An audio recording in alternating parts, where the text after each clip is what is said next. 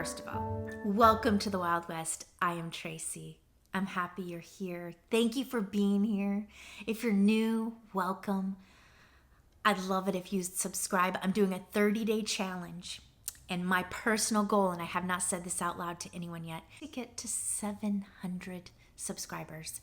I'm about halfway there, and I'm halfway through the month pretty much. So you never know. Miracles can happen. So yesterday, I wasn't feeling so well. And I was just like, I didn't know what to talk about. I wasn't feeling well. And luckily, I am home now, so I can take naps. When I was working, I couldn't take naps. I really couldn't. I'd feel like, gosh, I wish I could just crawl under my desk and go to sleep, but I couldn't. But now I can, so thank you. It's really nice not working sometimes, minus not having extra money. But it is nice. It's a little less stressful. I don't have to worry about deadlines anymore. It's so cool. I thought I would start this video today, back there, the beginning of the video, with like golden evening light. I often start my videos as a morning thing, like pouring coffee, tea, morning dew, things like that. I thought I'd show you a little bit of the evening light. It's so beautiful and so golden. I don't know if it's the fall or what, but I feel like evening light is just like, it's like magic. And usually it has the rainbow makers making rainbows and the disco balls making things. It's just a nice part of the day. So I wanted to share that with you. That was the beginning.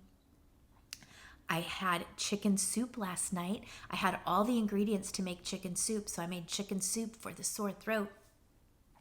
My mom always said chicken soup is like a healer. Now, when I was little, it was Campbell's chicken noodle soup and 7-Up and saltine crackers. That's what we got when we were sick. Sometimes a little Vicks here with a little kerchief. That's how my mom did it when I was sick, when I was little. Okay, so I'm a little stressed, and I thought I'm just going to talk about it because this channel it's mine, and I can talk about whatever I want. So this is what's happening. I'm getting a guest coming into town Thursday. As you are watching this, it's Wednesday. That means tomorrow my guest will be arriving. My guest is someone I know, how should I say? I should know them really well. They helped create me as a human being. However, I was not raised by this person, so it's very tricky. And so who is coming to visit is my natural father. He is who I get this red hair from. He is who I have heard I'm a little bit alike. Like, my mom will say, gosh, I don't even, like, who are you? Like, how are you my daughter? And then she'll say, well, I think you got a little bit of him in you. That's not a bad thing. He's very charismatic. It's pretty funny. Tells some really good stories. And for all cases, he is my birth father. And I am here because of him, basically. And I'm part of the plan. I'm part of God's big plan. I was meant to be here, but he was part in that. He was part in me being here. And I was angry with him a lot throughout my life, a lot, because he wasn't there. I was not there for my birthdays, graduation. I didn't invite him to my wedding because by then I was done. And also by then I had asked my other dad, the one that stepped in when I was little and married my mom, he became my dad and he raised me. And that is always going to be my dad because he was there for everything. He was there when I had my car accident. He was the first one at the hospital. He walked me down the aisle and paid for my wedding. He put me through private school. He invested in me and he didn't have to. He didn't have to, and he did. So in all regards, that is my dad. But this person is also my dad. I didn't choose this life. I did not choose for my parents to get a divorce. I did not choose that I would have 2 dads. I didn't choose that. But I do.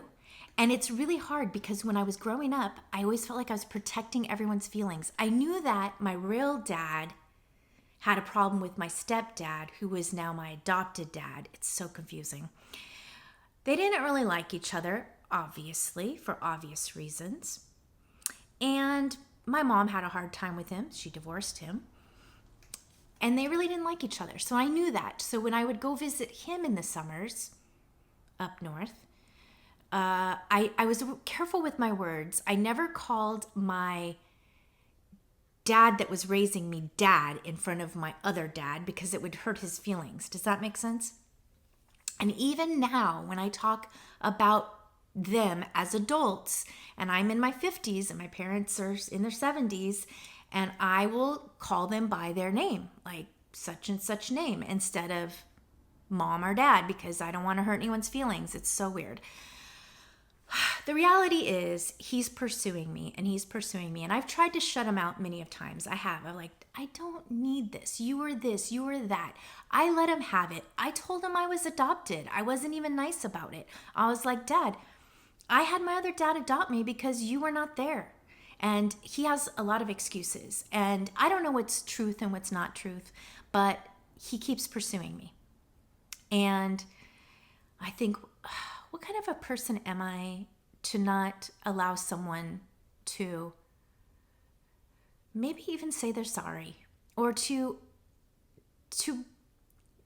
they weren't there when I was growing up. Maybe he's at a part in his life where he now wants to be here. I don't know.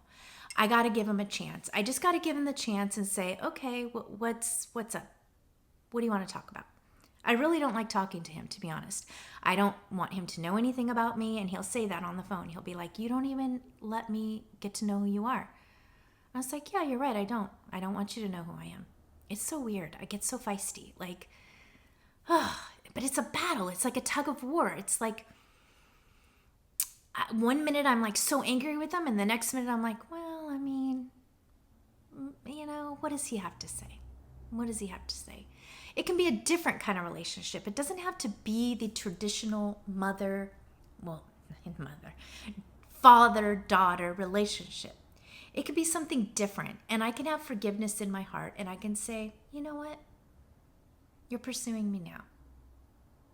And who am I to shut you out? You might have something big to say. You might just want to spend a little time with me. You're trying to get to know me. I'm very difficult to get to know. If you watch my YouTube channel, you might know me a little better than in person, because I'm not willing to open my heart too much to him. I guess I have a lot of resentment. I feel like he chose his family over me. I heard a lot of bad things about him from my mom. And I don't know what to believe, because they both have different versions of the story. I do believe my mom more than him because I was raised by her. But anyway, that's who's coming Thursday. So I don't know what I'm going to do, because my mom watches this channel. Sometimes my dad watches this channel. I don't want to hurt their feelings because I love both of them dearly. But I'm an adult now, making adult decisions, and this is what's happening. So we'll see what it's going to be like when he's here. He'll be here tomorrow.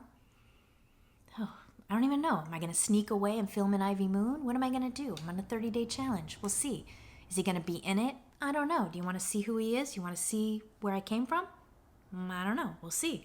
Anyway, that's all I'm going to talk about. Do you have any stories like that? Like, divorce is not easy. At any age, it's really not. And I know a lot of us go through it. You're not alone.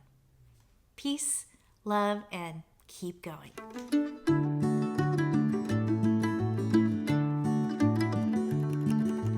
Martha came from off the farm, ran right up, jumped in my arms. I said, you're coming home with me today. Martha, you're the sweetest girl an angel sent down to